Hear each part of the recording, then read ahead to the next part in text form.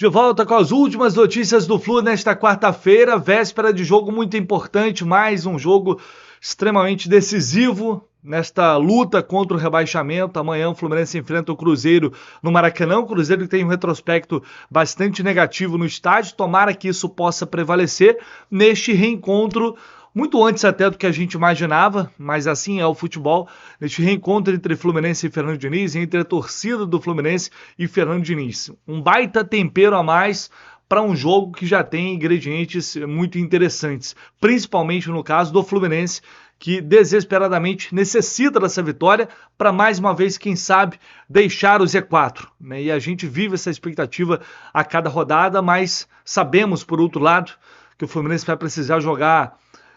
Primeiro voltar a jogar futebol, né? Depois voltar a jogar muito mais do que vem jogando, que é muito pouco nesses últimos jogos, para sair de campo com esse resultado positivo. Talvez repetir uma atuação no mínimo comparada à que a gente viu contra o Botafogo. Mas teremos desfalques, possíveis desfalques de peso. Hoje o técnico Mano Menezes comandou a última atividade no CT Carlos Chachira. Eu vou trazer aqui informações para vocês. Deixe o seu like, se inscreva aqui no canal, muito importante, conto com a ajuda de todos vocês. É 0800, é de graça e ajuda demais, gente, ajuda muito mesmo, por isso a gente está sempre falando, porque isso faz o YouTube recomendar os conteúdos aqui do canal para mais e mais tricolores. O Fluminense divulgou hoje as fotos da atividade desta sexta lá no CT e como a gente pode observar aí, não temos mais uma vez a presença de Thiago Silva e também de Marcelo. Os dois aparentemente, pelo menos pelas fotos, não treinaram. A gente vê aqui, ó, novamente Ignacio treinando, trabalhando com o elenco. Será que ele pode ser uma surpresa, pelo menos no banco de reservas? Existe sim essa possibilidade, pode acontecer. Ainda não consigo confirmar isso para vocês, mas é possível que ocorra. No entanto, essa notícia é ruim, que aparentemente Marcelo e Thiago Silva não estão treinando com o grupo. Né? É óbvio que, eventualmente, essas fotos são feitas antes ali do início da atividade de fato, então pode ser que eles estejam ou estivessem fazendo um trabalho específico e depois participassem desse treino com o grupo, mas pelo andar da carruagem, de fato, não teremos esses dois jogadores para esse jogo. E aí, evidentemente, é um problema, né? Thiago Silva não jogar é um grande problema. Tem sido assim com o Mano Menezes. O Mano, sem Thiago Silva, ele não conseguiu ainda vencer o jogo. E o Thiago perdeu apenas um jogo pelo Campeonato Brasileiro, que foi contra o Juventude. Então, infelizmente, aquele sacrifício, entre aspas, né, para enfrentar o Atlético Mineiro, acaba cobrando um preço. E tomara que isso não o tire ainda de mais jogos. E além disso, a gente tem outros desfalques. Germancano, que voltou a ser titular contra o Atlético Goianiense, também não joga. Está fora porque levou cartão vermelho naquela cena patética lá em Goiânia. E também o Diogo Barbosa, é outro que está fora, suspenso, não ficará à disposição para esse jogo. Lembrando que o Marcelo, ele ficou, de acordo com informações do clube, ele não viajou para Goiânia porque sentiu dores na panturrilha. Portanto, sem Diogo Barbosa e sem Marcelo, ao que tudo indica, teremos Gabriel Fuentes fazendo a sua estreia no time titular do Flu na lateral esquerda. Se isso é bom ou ruim, a gente só vai saber. Ele teve poucas oportunidades, 2 jogos, não foi bem, mas acabou de chegar ao clube, está se adaptando ainda. Tomara que, se realmente ele começar o jogo, ele possa dar contra o recado. Outra opção seria improvisar o Guga, mas para mim não faz sentido. Aliás, acho que o Guga deveria jogar na lateral direita e sim ter uma oportunidade na lateral direita. Mas, diante disso, a gente deve ter um time aí com Fábio, Samuel Xavier, Thiago Santos, Antônio Carlos e Fuentes. Bernal, Martinelli, se o Mano não surpreender, escalar, por exemplo, o Lima ali no meio de campo. E também Paulo Henrique Ganso. E no ataque, John Ares, Serna e Cauã Elias no lugar do Cano. Pode ser que o Mano faça mais mudanças no time? Pode acontecer. Mas como, enfim, eu não consegui ainda detalhes dessa atividade de hoje, vamos trabalhar com isso como base, e aí a gente tendo novidade, conseguindo apurar, vamos trazer, evidentemente, no pré-jogo de amanhã, aqui no canal do Lessa, como sempre, a partir das 6 da manhã. Esse é o provável Fluminense que vai tentar buscar essa vitória fundamental e inegociável contra o Cruzeiro. Duas notícias aqui bem rápidas. Hoje o time sub-23 entrou em campo novamente e empatou com o Sport fora de casa. Jogo muito movimentado, 2-2, Fluminense estava na frente, aliás, estava perdendo o jogo, conseguiu empatar no final.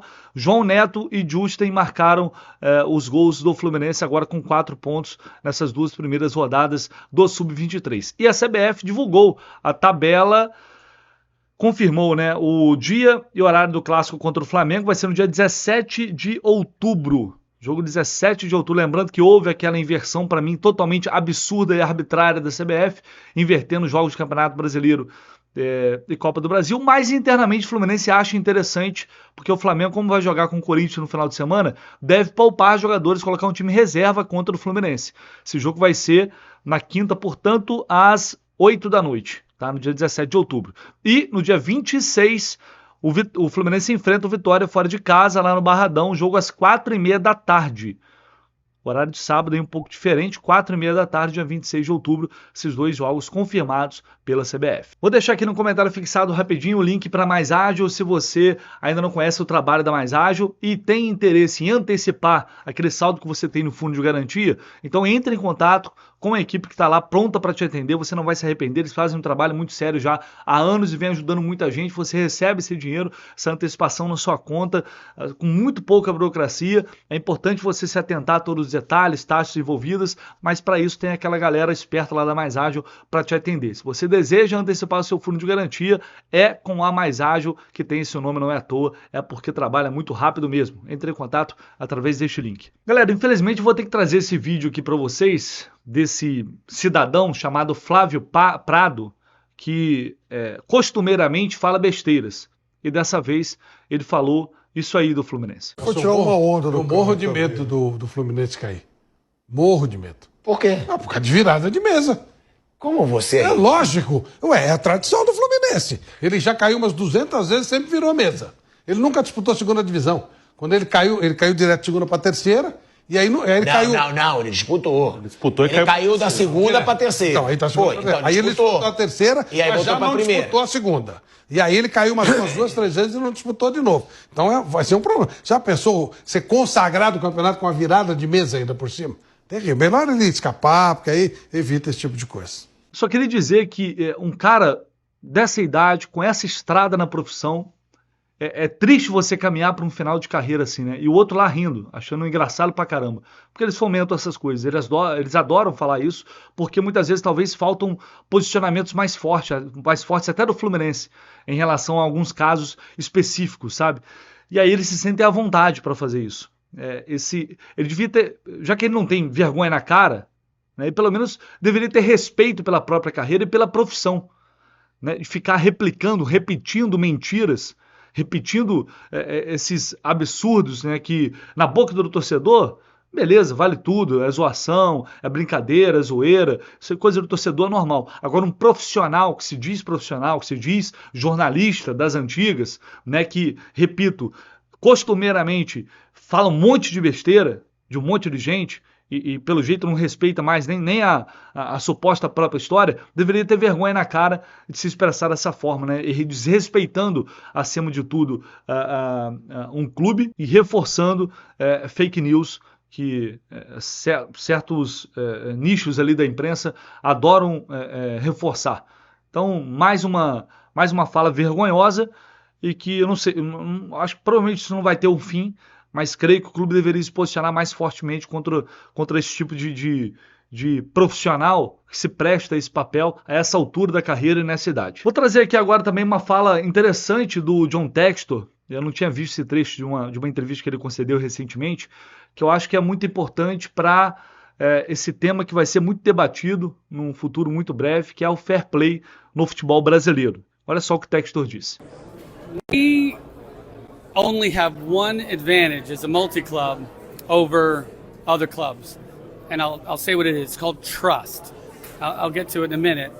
But when I have a problem with a center back and I need to go to another club somewhere else in the world and find a center back to come in, or when Cuyabana went down and I needed an additional left back, right, to support Marsal, I could go out to another club I can make a deal with them. I can find somebody that's not playing a lot. I can bring him back here. I can find somebody that just came out of contract, like Alex Telles. Strange situation. He was out of contract all of a sudden. And whether I'm making a deal with another club or making a deal with one of my clubs, I still have to go to that player. Indentured servitude ended a long time ago. These players are human beings. They're not sheep. You don't just get to tell them where to go. So I have to go to the player, convince them of the project. This is why it's good for your career. Maybe you're not playing now, or maybe you're not under contract, but come to Botafogo and help us win championships. So the only thing, when you talk about fair play, every club in Brazil can do the same thing I do. Pick up the phone, call another club, find an athlete, sell them on the project, bring them to Botafogo. The reason people are coming to us now is they like our project, right? And if it wasn't Adrielson, who came from our club, it's Vitinho, who came from another club. It's Alex Telles, who came from another club, right? So fair play means everybody has the same opportunity.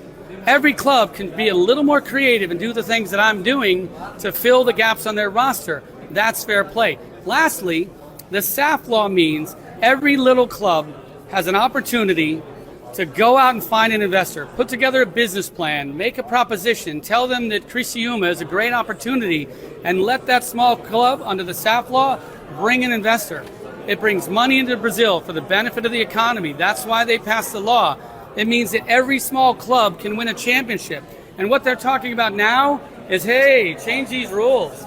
If investors show up, we've got real problems. If multi-clubs show up, we've got real problems. Well, this law was passed by the legislature very smartly. It lets every small club dream of winning a championship. So don't let them tell you that they need fair play, that the little Botafogo is suddenly not playing on a level playing field. This is Palmeiras and Flamengo and these big clubs complaining. I mean, it is a bit laughable, right? So I believe that every little town in Brazil should dream of winning a championship, and you shouldn't tell Criciúma that you don't get to ever win a championship. All right, so I love Rodolfo, I love Julio. This is a good public policy debate. I'm going to talk to some of the other presidents. I think we should have this conversation out in the open, maybe a big panel. We all get together, we let the public hear, we respectfully exchange ideas about the future of Brazil football. This is why we should do the league that we talked about, so we can have these kind of productive meetings all the time as leaders of these clubs. But that's what's got to happen. I don't think a group of 5 clubs should get together and say, we're going to meet and make suggestions and we're going to tell everybody what to do. Does that sound fair? So I welcome the debate. We'll share our numbers with everybody. I think we're bringing new investment because of the wisdom of the legislature into Brazil. That's good. I think every small club can dream of winning a championship. I think that's good.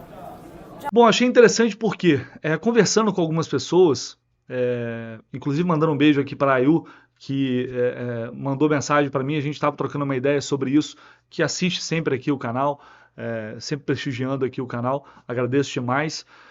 E a gente debateu isso recentemente, além de escutar outras opiniões sobre esse assunto, e eu tenho mudado muito a minha visão em relação ao fair play financeiro. O fair play, hoje no Brasil, ele só interessa a quem está no topo, a quem tem dinheiro, para se manter lá no topo, e continuar por lá sem que os outros possam ser ameaçados. Impedindo que, por exemplo, o Fluminense tenha uma SAF com investimento muito maior, mas limitando esse investimento ao que o Fluminense arrecada. Ora, se o Fluminense arrecada muito menos que o Flamengo, e vai continuar arrecadando muito menos que o Flamengo, pelos motivos óbvios que todo mundo sabemos, que todos nós sabemos, então você vai sempre bater naquele teto ali. E é claro, né, com uma boa gestão, montando um bom time, óbvio que você pode montar equipes competitivas. Ano passado o Fluminense foi campeão da Libertadores e vencer títulos, conquistar títulos. É claro que pode, mas isso vai te limitar. E eles que estão lá com faturamento super alto, né, com muito mais grana, quem está lá no topo não quer isso. Então o assunto fair play vem no momento justamente em que o rival da Lagoa ele se sente ameaçado. Ele sai da zona de conforto ali. Até agora há pouco estava ganhando tudo, ninguém falava nisso, ninguém tocava nesse assunto. Agora começaram a ser incomodados, inclusive por outro rival, o Botafogo, E aí já vem o assunto fair play financeiro. Então eu estou mudando bastante a minha visão sobre isso. É algo que a gente tem que discutir bastante ainda, porque é um tema que necessita de debate, de discussão, mas tem mudado minha visão bastante em relação a isso, né? Esses times, esses clubes, não fazem esse movimento por acaso. O que me estranha é o Fluminense, através do presidente Mário Bittencourt, ser de cara a favor disso. Aí é algo que, em algum momento, ele pode se posicionar, pode falar, pode haver esse debate. Eu estou totalmente aberto, disposto a entender melhor, mas num primeiro momento, me parece que são os poderosos, os que estão lá já arrecadando muito, querendo desde já limitar e limar qualquer possibilidade de um time que arrecada menos, né, conseguir montar equipes mais fortes, desde que, claro, responsavelmente, pagando dívidas, honrando os compromissos. Não é como certos clubes aí que saem contratando e não paga ninguém. Óbvio que tem que ter um controle em relação a isso. Mas não necessariamente limitar e impedir que esses times que arrecadam menos possam ter, através de uma gestão eficiente e também, eventualmente, né, de um investidor pesado com grana, possa alcançar o mesmo nível de investimento ou mais. Então, esse é um debate muito interessante, a gente tem que ficar muito atento. Beleza, pessoal? Assim que tivermos mais novidades, a gente volta e, como eu disse, amanhã no pré-jogo, todas as informações de Fluminense e Cruzeiro para vocês. Um abraço, tamo junto.